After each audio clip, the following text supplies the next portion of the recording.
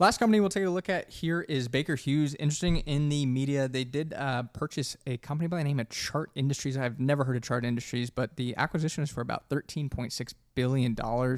They are a gas equipment manufacturer. Baker and Hughes is in the oil and gas equipment and services industry. And I thought this would be interesting, obviously, with the trade deals coming about. One of the big things that, President Trump is kind of touting is other countries buying our energy, buying our natural gas. Could this be a lift to a company like Baker Hughes that is in that space? And I know you got some more information on what Baker Hughes does, so I'll kind of let you fill the listeners in on what that is. It's a major energy technology and oil field services company. It's headquartered in Houston.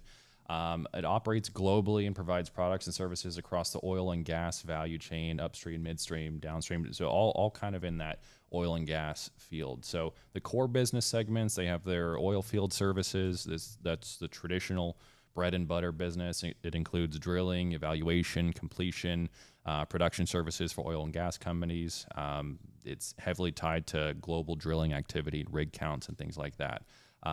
Also, though, they've got some of the transitionary alternative energy sources. So it looks like they're trying to diversify a little bit into that type of stuff, but they're mainly what they do is oil and gas and everything involved with it. They work with a lot of different oil and gas industry companies, and so they're a big player in that. And I do wonder too if they have, I'm going to say, less operational risk, right? Because they're not actually operating the wells. It seems like they're setting them up. It seems like they're selling the equipment to operate. That's kind of what it seems like. They're selling the shovel instead of digging for the gold, so to speak.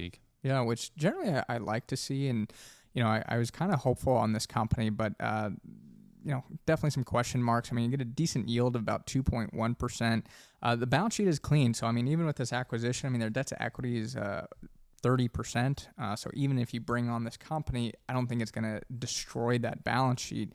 But when I look at the current price of $43.51, I mean, it's done okay. It's about 7% year to date, but I was shocked by this. 5-year return, 226%. I mean, it's done really well over that time period.